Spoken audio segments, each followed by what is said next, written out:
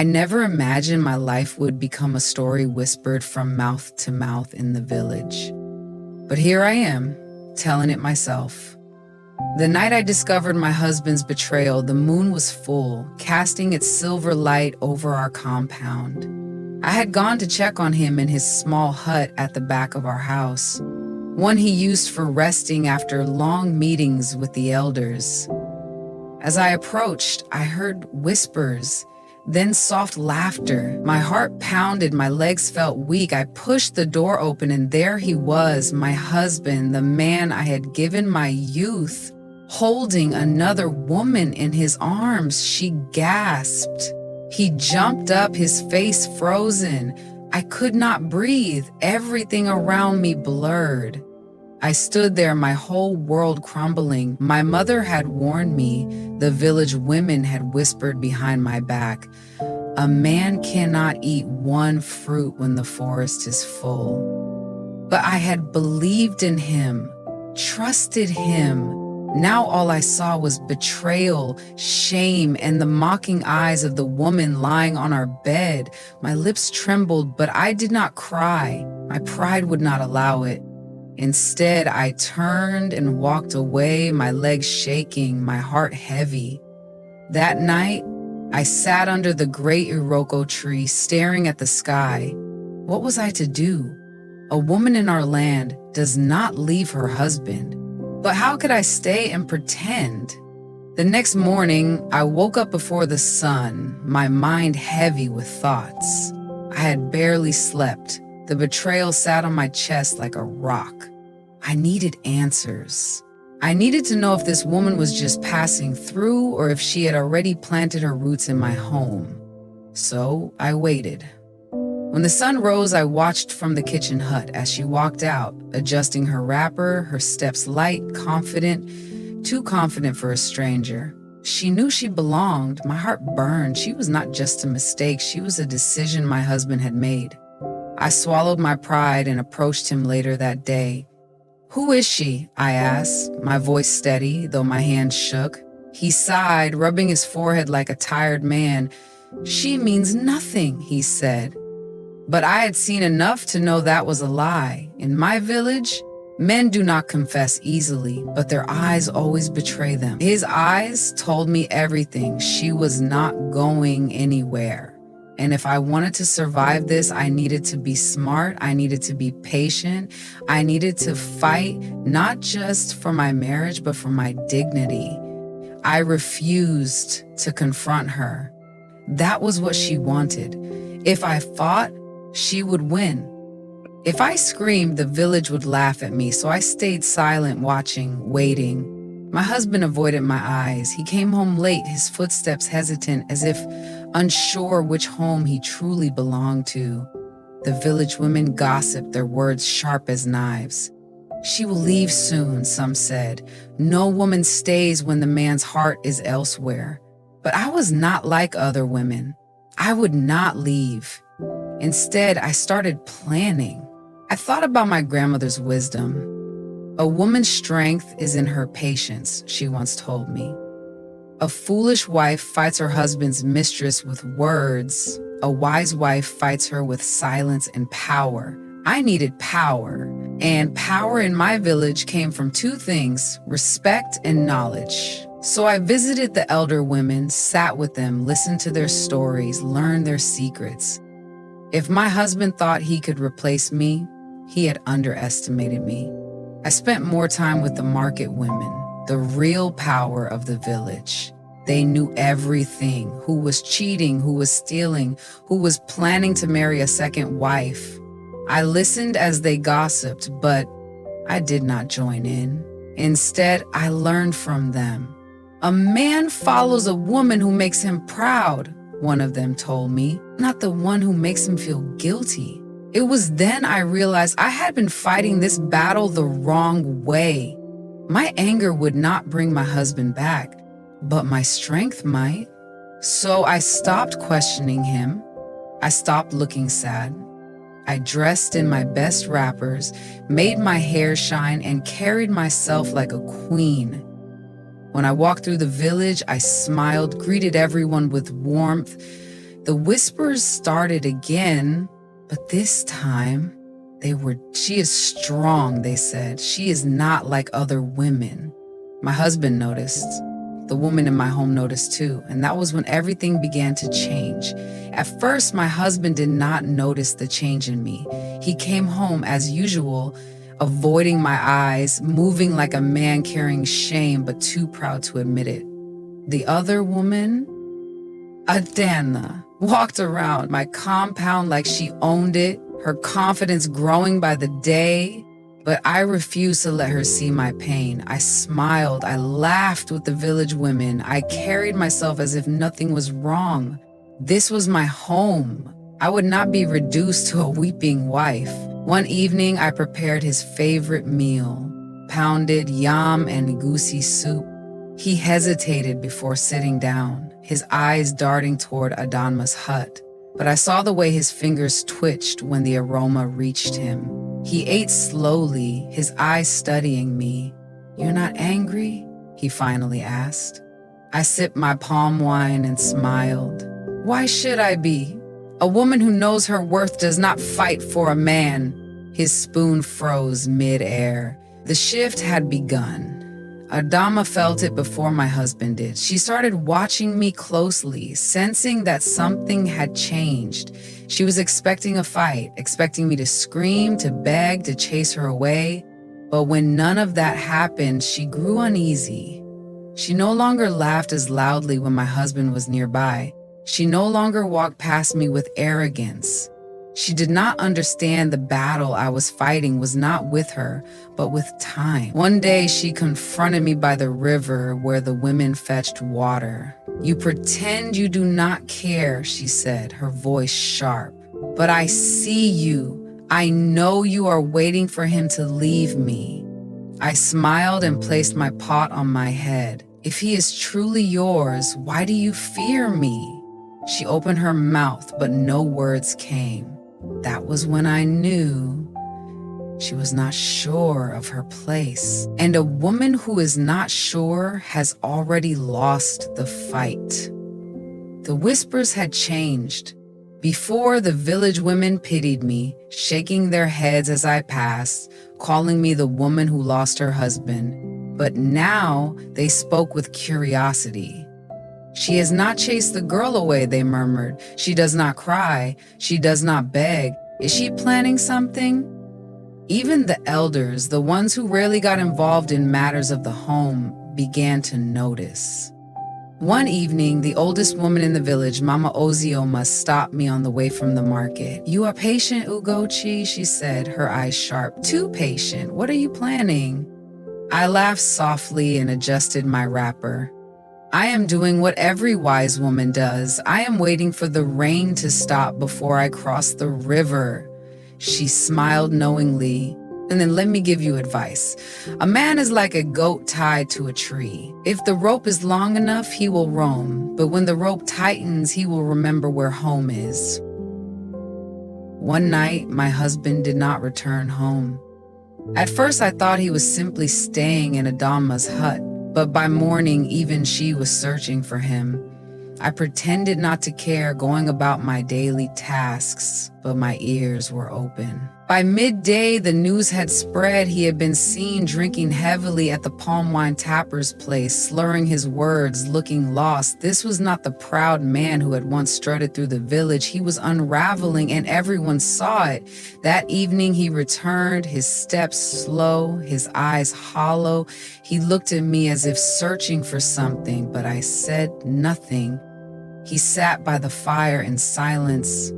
Adanma approached him, but he waved her away. I watched her eyes flash with irritation. She had not expected this. She thought she had won, but she did not understand. When a man is lost, he does not go to the one who led him astray. He searches for the one who reminds him of who he used to be. Days passed and my husband became quieter. He still spent time with Adama, but it was different now. He did not laugh as much, did not hold her as he once did. He sat outside our hut more often, staring at the sky. One night, he finally spoke. Do you hate me? The question surprised me, but I answered truthfully. I hate what you have done, not who you are. He nodded slowly, but I could see the conflict in his eyes. That night, Adanma did not sleep in his hut.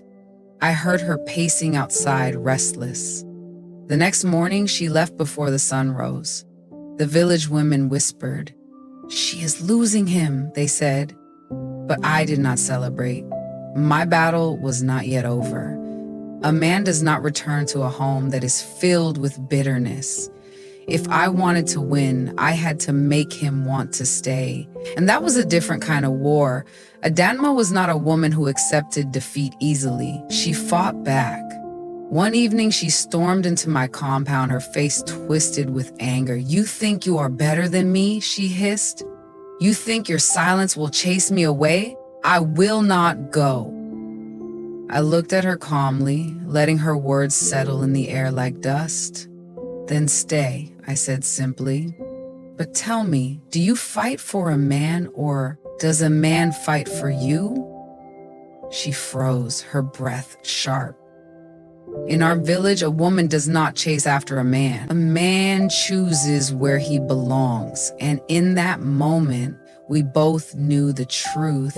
My husband was slipping away from her grasp. That night, I heard her crying in her hut. The next morning, she packed her things and left without a word. The village watched, and for the first time in a long while, my husband walked into our home, his eyes clear, his voice steady. "Ugochi," he said, "I am sorry." But was I ready to forgive? That was the real question. I stared at him, the man I had once trusted with my whole heart. His words, "I am sorry," hung in the air between us, but they felt too light, too empty. Where had that apology been when I cried myself to sleep? Where had it been when Adanma walked into my home with her head held high? Now that she was gone, now that the village had seen his shame, he wanted to return. My heart was not made of stone, but it was no longer soft either. I turned away and continued stirring the pot of soup on the fire. "Are you hungry?" I asked, my voice calm. He blinked, surprised. He had expected tears, a lecture, maybe even forgiveness, but I gave him none of it. If he wanted to stay, he would have to earn his place again. The village watched closely. Everyone wanted to know what I would do, but I was not in a hurry. A wound does not heal in a day. The next morning, a group of elders came to our compound. They sat in a circle, their faces serious. My husband sat across from them, his hands resting on his knees like a child waiting for punishment. One of the elders, Baba Okofor, cleared his throat. "Ugochi, you have handled this matter with wisdom," he said. "But now, we must ask, what do you want?" The question struck me harder than I expected. What did I want? I had spent so much time fighting for my dignity that I had not thought about what came next. Did I still want this marriage? Did I want him back? The entire village held its breath, waiting for my answer. My husband's eyes met mine, pleading but not demanding. For the first time, I saw something in them I had not seen before. He knew that for the first time, his fate was in my hands, and I wasn't sure what to do with that power. I did not give the elders an answer that day. I needed time. I needed to understand my own heart before making a choice. My husband did not press me, but I could feel his presence more than ever. He woke up early and fetched water from the stream. He helped with the farm. He sat outside our home in the evenings, quiet, waiting. The village murmured about it. "He is a humbled man," they said. But was humility enough? One evening, I sat beside my mother under the big mango tree. "What would you do if you were me?" I asked. She looked at me with knowing eyes. "A woman can forgive, but she should never forget," she said. "A wound may close, but the scar will always be there. I nodded, deep in thought. I had the power now, but what kind of power was it? The power to punish or the power to rebuild? One afternoon, I heard whispers that Adonma had been seen in another village, married to a traitor. She did not waste time, one woman laughed. I should have felt relief, maybe even joy, but instead, I felt nothing. She had never been my true enemy. The real battle had always been between me and my husband. Did I want to start over knowing what he was capable of, or did I want to leave like Adama and build a new life elsewhere? That night, I stood outside our home, staring at the stars. My husband joined me, standing a few steps behind, hesitant. "Will you ever forgive me?" he asked. I exhaled. "Forgiveness is not the same as forgetting," I said. "Even if I stay, I will never forget." He swallowed hard, nodding. He understood now that no matter what happened, things would never go back to the way they were. The past was a shadow that would always follow us. The next morning, I woke up early, dressed in my finest wrapper, and walked to the village square. The elders were there, waiting. My husband arrived a few moments later, his steps slow, uncertain. The entire village had gathered, eager to hear my decision. I took a deep breath. "I will stay," I said. Gasps filled the air. Many had expected me to leave. But I continued, turning to face my husband. "This marriage will not be as it was before. If you ever betray me again, I will walk away and no elder will stop me." He nodded quickly, his hands trembling. He knew I meant it. The elders gave their blessings and the village women clapped, some cheering, some shaking their heads in disbelief. I had chosen to stay, but on my terms. The lesson had been learned, not just by him, but by the whole village. A woman's strength was not in her silence, but in her ability to decide her own fate. And I had done just that. The night after my decision, I expected to feel peace, but instead I felt an unsettling stillness. My husband sat quietly by the fire, his eyes searching mine. He had won me back, but something had shifted. He no longer had the confidence of a man whose wife would always be there. I had seen to that, yet deep inside, I wondered, had I made the right choice? Could a broken pot ever hold water the same way again? I watched him closely over the next few days. He was different. He woke before the sun, fetched firewood, and even helped prepare meals, things he had never done before. The village women whispered, "He is trying to be a better man." But I knew better than to be fooled by gestures alone. Words are easy, actions can be rehearsed, but the truth reveals itself in the quiet moments when no one is watching. And so, I waited. One evening, a young girl from the neighboring village came to our compound carrying a basket of yams. She looked shy, her eyes darting to my husband. I frowned. I had seen this before. A woman does not bring gifts to a married man's home without reason. My husband stiffened as she greeted him. Her voice soft, too respectful. My heart pounded. Was this another woman from his past? Or worse, his future? I did not say a word, only watched. My husband cleared his throat and turned to me. "Ugoji, take the yams," he said, his voice careful. "They are from her father, the yam trader. He wants to discuss business." I held his gaze for a long moment, then took the basket. The girl left quickly. My husband let out a breath. I said nothing, but I saw the fear in his eyes. He knew I was thinking. And the battle was far from over. The village never rests. It speaks even when you wish for silence. The morning after the girl's visit, I heard the whispers. "She was once close to him," an old woman murmured, "before he married Ugochi." My stomach tightened. Had she come to see if he was still the same man? Had she expected him to welcome her? More importantly, had he wanted to. That night, I tested him. I sat beside him by the fire and asked, "Did you love her?" He stiffened. "That was before you." His words were too fast, too defensive. I tilted my head. "And if she had not left?" He swallowed hard. "She left, Ugochi. That is all that matters." But was it? My heart was a drum in my chest. I had forgiven his past, but could I survive if his past still wanted to be his future? Days passed, but something had shifted between us again. My husband no longer moved with confidence. He was careful, almost afraid to look me in the eyes for too long. He knew I was watching. He knew that any small mistake could break the fragile peace we had built. And then it happened. I overheard two men at the market speaking in hushed tones. "She is still waiting for him," one said. "She believes he still wants her."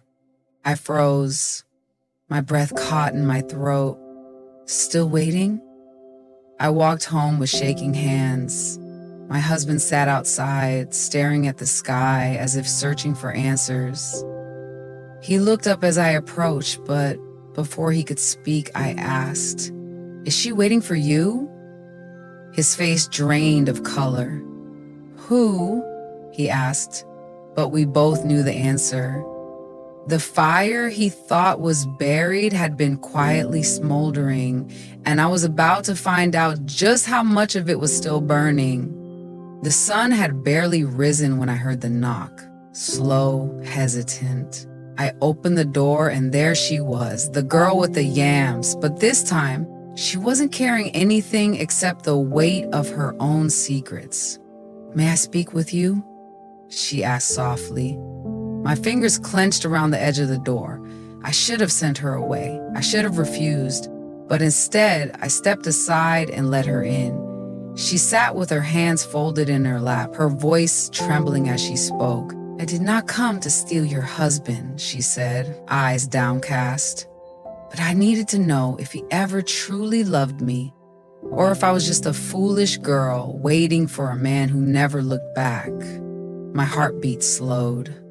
I should have felt anger, but instead I felt something else. Pity, not for her, not for my husband, but for myself, because I was asking the same question. That night, I did not confront him. I waited, I watched. And then late in the evening, when he thought I had gone to bed, I saw him standing outside, staring into the darkness. His shoulders were tense, his hands in fists. I knew that stance.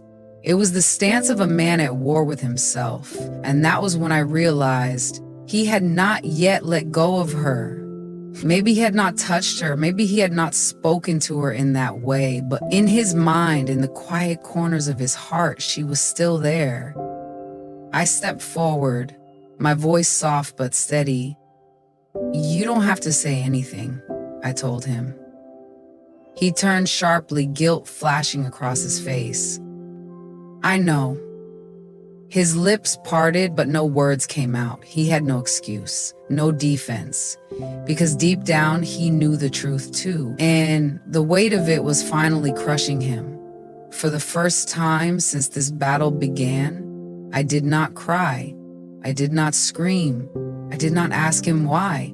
Instead, I stood tall and said, "I will not be a second choice." His eyes widened. He had expected anger, maybe even a fight, but he had not expected quiet strength. "Ugochi, please," he whispered. But I shook my head. "You fought to get me back," I said, "but your heart is still fighting another war." The village had expected me to stay, to endure, to forgive again and again. But I was done waiting for a man to choose me. That night, I packed my things. At dawn, I walked out of my home for the last time, leaving behind a man who had already lost me long before I even realized it. And as I stepped onto the dusty path, I felt lighter than I had in years, because this time I was the one walking away.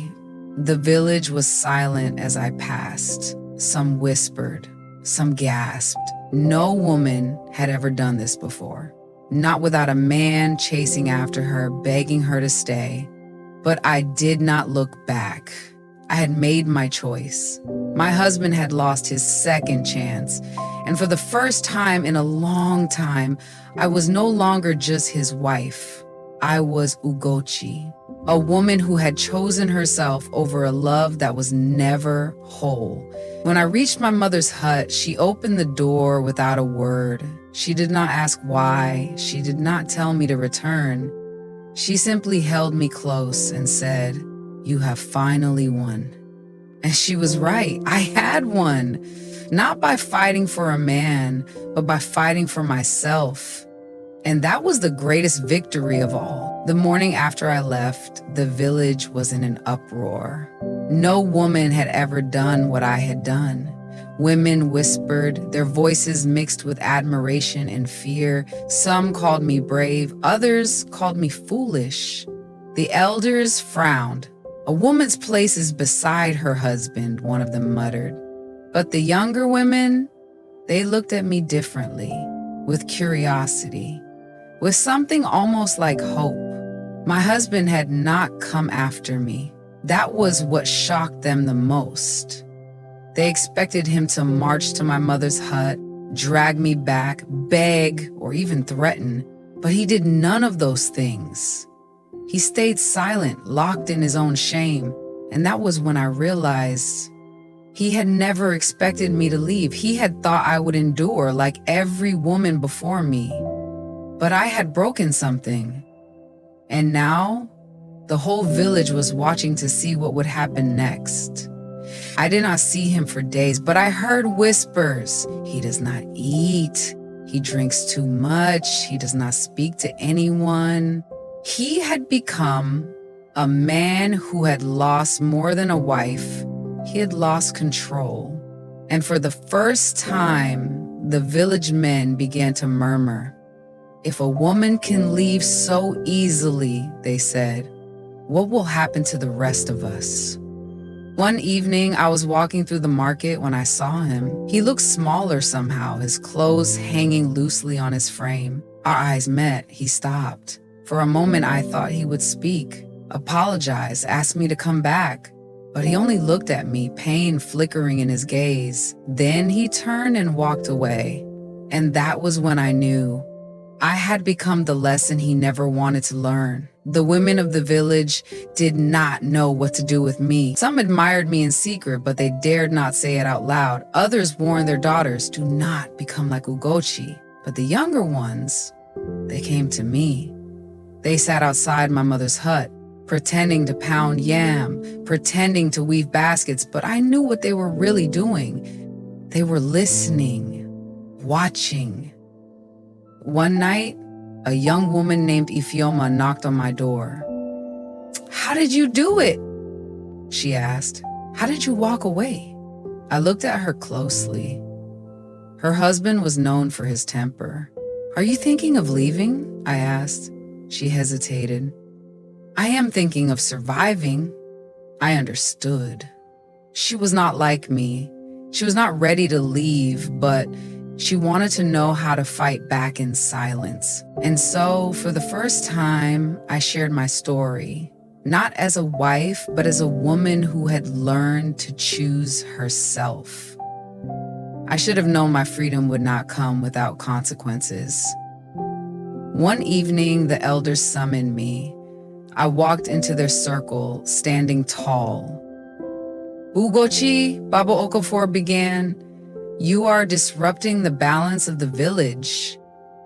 I tilted my head. By leaving a husband who dishonored me, one of the older women scoffed. "Women do not leave, they endure." I smiled. "Then why am I still standing?" Silence. They had no answer. I could see it in their eyes. They did not want to admit that I had proven them wrong, but they were afraid of what I represented. If I could leave, what would stop other women from doing the same? "You must return," one of them finally said. "Or what?" I asked. That was when I saw it. Fear, not mine. They had never faced a woman who was not afraid, and now they did not know what to do with me. The next day, my husband came to my mother's hut. He looked tired, older, as if the weight of his choices had finally settled on his shoulders. "May I speak with you?" he asked. I nodded, but I did not invite him inside. We stood outside beneath the same sky that had once witnessed my heartbreak. "I was wrong," he said, his voice cracking. "I hurt you.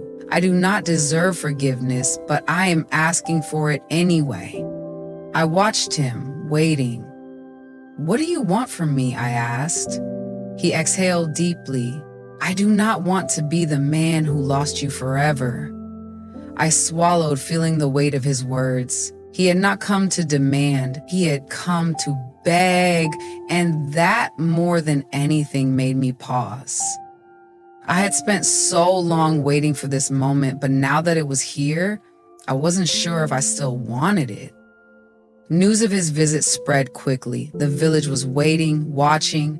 Would I return to him? Would I stay away forever? The women whispered, torn between tradition and admiration. The men avoided my eyes. Some feared I had set a dangerous example. Others, perhaps, secretly envied the power I held. I walked through the market, feeling their eyes on me. My mother watched me closely, but she said nothing. She knew this was my decision alone. And so for the first time, I truly let myself ask, was there still love left between us? Or had the damage been too deep? I did not have an answer yet, but one thing was clear. Whatever choice I made next would change everything. That night, I sat outside staring at the stars. My husband's words echoed in my mind. "I do not want to be the man who lost you forever." But I had already lost myself once in this marriage. Could I risk it again? As the sun rose, I made my decision. I walked to the center of the village where people had gathered, waiting for my choice. My husband stood there, hopeful, afraid. I took a deep breath. "I will not return," I said firmly. Gasps filled the air. My husband closed his eyes, nodding, accepting. "But I will not shame you," I continued. "You will always be the father of my children, but you will no longer be my home." The elders looked stunned. The women, some of them smiled. And in that moment, I knew I had changed more than just my own fate. I had changed theirs too.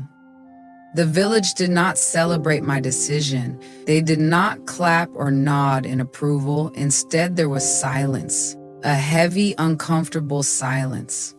The kind that came when people realized something had changed and nothing would ever be the same again.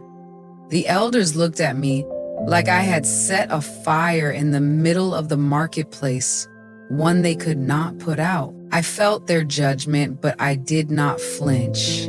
I had walked away from my husband, from the life expected of me. I had chosen myself.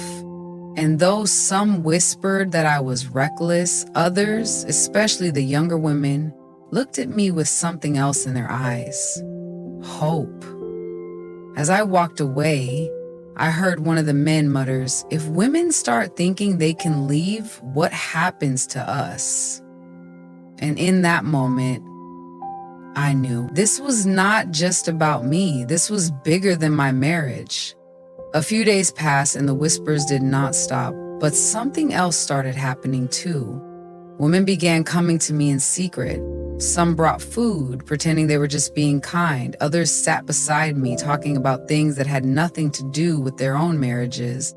But I could see it in their eyes. They were wondering. One evening, a woman named Nikem came to see me. She was older than me, a mother of 5. Her husband was a respected elder. "I envy you," she said quietly. "You did what many of us wish we could do." I studied her face. "Then why don't you?" She let out a bitter laugh. "Because it is not just my decision, It is the decision of my father, my brothers, my children, even the gods." I shook my head. "No, it is your decision. The only question is whether you are brave enough to make it." I thought my husband would accept my decision and move on, but I underestimated the pride of a man who had never been left before. He did not try to take me back by force. No, that would make him look weak. Instead, he tried something else. He started showing up at my mother's compound, helping with repairs, bringing food, speaking softly to my younger brothers. At first, I ignored him, but when I caught my youngest brother laughing at one of his jokes, my anger flared. This was not about love anymore. This was about control. He wanted the village to see him as the patient, forgiving husband waiting for his wife to come to her senses. I confronted him. "You are not here for me," I said. "You are here to make yourself look like a good man. What will they think of you for leaving me?" My blood ran cold. This was not over. The next market day, I heard the news. The elders had decided to hold a special meeting to discuss the future of marriage in the village. My heart pounded. I knew what this was. My husband was using the elders to pressure me into returning. If they ruled against me, no woman would ever be allowed to leave her husband again. This was not just about me anymore. That evening, my mother sat beside me as we pounded yam. "You know what they will say," she murmured. "They will say you have disgraced our family." I exhaled. "And if I go back, I will disgrace myself." She nodded slowly, a small, sad smile on her face. "Then you must fight." I looked at her, surprised. "You believe I should?" She sighed. "I did not have the strength to do what you have done, but that does not mean I do not admire you for it." The night before the meeting, I could not sleep. I lay awake, staring at the roof, wondering if I had made a mistake. If I had stayed, if I had forgiven again, I would not be here, waiting for men to decide if my choice was valid. I heard my mother stir beside me. "You are afraid," she whispered. "I am not," I lied. She chuckled softly. "Fear is not weakness, Ugochi. It only means you know the fight is important." I sat up. "What if they order me to return?" She was silent for a moment. "Then you must decide. Will you obey, or will you be the woman who says no?" The weight of her words settled on my chest. This was not just about what the elders would say. This was about whether I was truly ready to stand alone, no matter the cost. The next day, the village gathered under the great Iroko tree. The elders sat in a circle, their faces grave.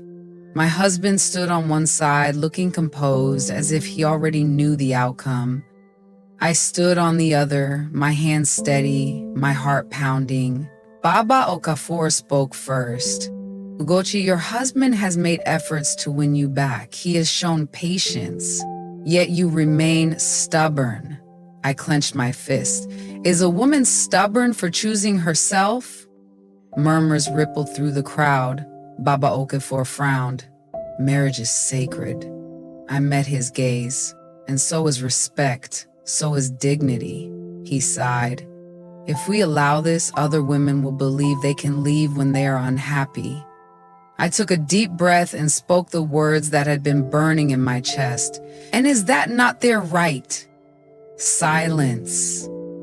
The village had never heard such words before, and in that silence I saw something change. The elders whispered among themselves. My husband looked smug, as if he believed they would rule in his favor. But then, something unexpected happened. One of the older women, Mama Uzioma, stood up. She was the eldest wife of the village chief, a woman who had seen generations come and go. "Let her be," she said, her voice firm. "A woman who walks away from pain is not a disgrace. She is a lesson." Gasps filled the air. My husband's face darkened. Baba Okafor shifted in his seat. "This is not our way," he argued. Mama Ozioma's gaze was sharp. Then perhaps our way needs to change. For the first time, I saw doubt in the elder's eyes. The women in the crowd looked at each other, something unspoken passing between them. The decision had not been made yet. But I knew one thing. Change had already begun. Baba Okafor exhaled deeply. "The elders will not force you to return," he finally said. "But you must leave this village." A hush fell over the crowd. My throat tightened. They would rather banish me than allow me to live as a free woman among them. I felt my mother's grip on my arm tighten. My husband smirked, but I saw the relief in his eyes. If I left, he could pretend he had not lost. I turned to the women in the crowd. "If I leave, will you forget this day?" I asked. They said nothing, but their eyes told me everything. They would remember, even if I was gone, the seed had been planted. I lifted my chin. "I will leave," I said, "but you will hear of me again." And with that, I turned and walked away, knowing that my story was far from over. I did not look back, not when I passed the last hut of the village, not when I heard my mother sniff quietly behind me, not when my feet touched the path that led into the unknown. The village had been my home for years, but now it was just another place I once lived, a place that could no longer hold me. My mother walked beside me in silence. She had chosen to leave with me, defying the elders' judgment. I knew she had sacrificed everything, her reputation, her security, just to stand by my side. When we reached the river, we rested. "Where will we go?" I asked. She exhaled and pointed across the water. "There is another village, beyond the hills. My cousin's daughter is married there. We will start anew." I nodded, but doubt gnawed at me. Would they accept us? Would I forever be known as the woman who left? I had won my freedom, but the true battle was just beginning. By the time we reached the new village, the sun was sinking behind the hills. We were met with cautious eyes, but no hostility. A woman recognized my mother and took us into her home. She was kind but curious. "They say you left your husband," she said that night, sitting beside me by the fire. "Not many women do that and live to tell the tale." I did not deny it. "I did," I said simply. She studied me for a moment, then smiled. "Then you are braver than most." Her words surprised me. I had expected judgment, but here in this place, I felt something different. A village where women spoke freely, where their voices were not drowned out by fear. I wondered if I had found a place where I could finally belong, or if even here the past would come knocking on my door. I was starting to feel safe, starting to believe that I could build a new life without whispers following me. But peace never lasts long. One evening, as I fetched water from the stream, I heard two women whispering behind me. "Did you hear? A man came to the village, asking about her." My heart slammed against my ribs. I gripped my water pot tighter, my breath unsteady. I knew who it was before they even said his name. My husband. He had not accepted my absence as final. He had followed my steps, determined to drag me back. I turned to the women and forced a smile. "If you take me back by force," I said, "you will not win me. You will only prove you are afraid of a woman's choice." The crowd murmured. The elders exchanged glances. And for the first time, I saw doubt flicker in my husband's eyes. He could drag me back. He could force me into his house. But what he could never do was make me love him again. He knew it. The village knew it.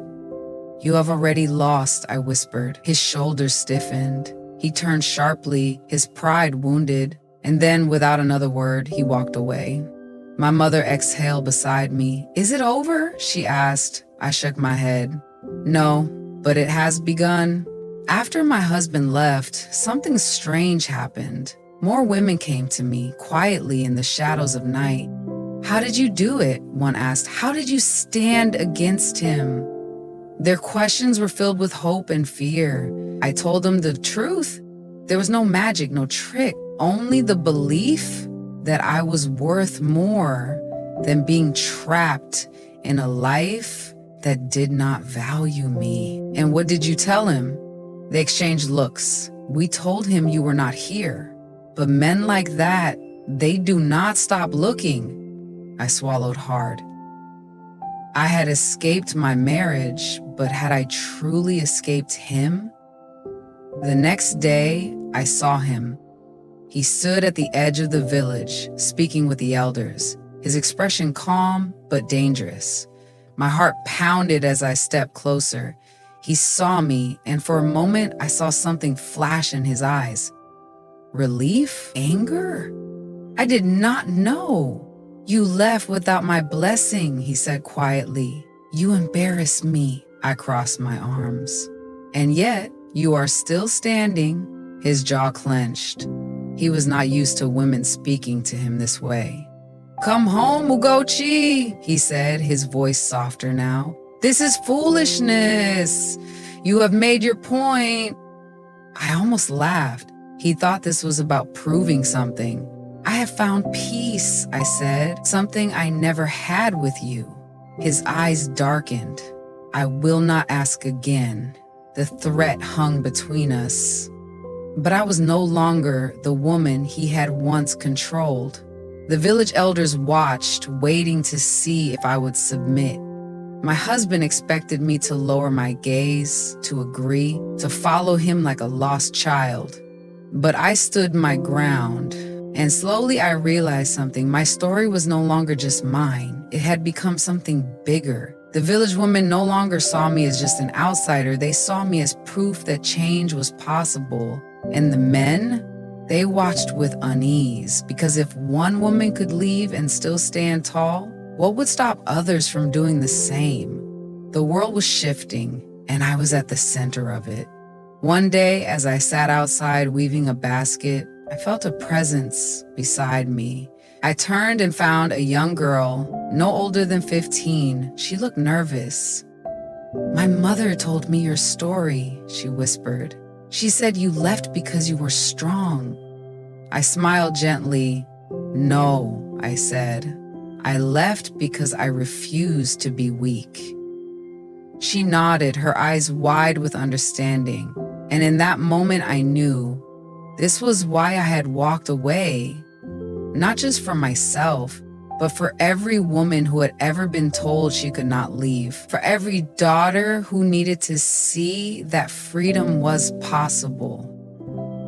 I was no longer just Ugochi, the woman who left her husband. I was Ugochi, the woman who had chosen herself. And that, above all else, was the most powerful choice of all.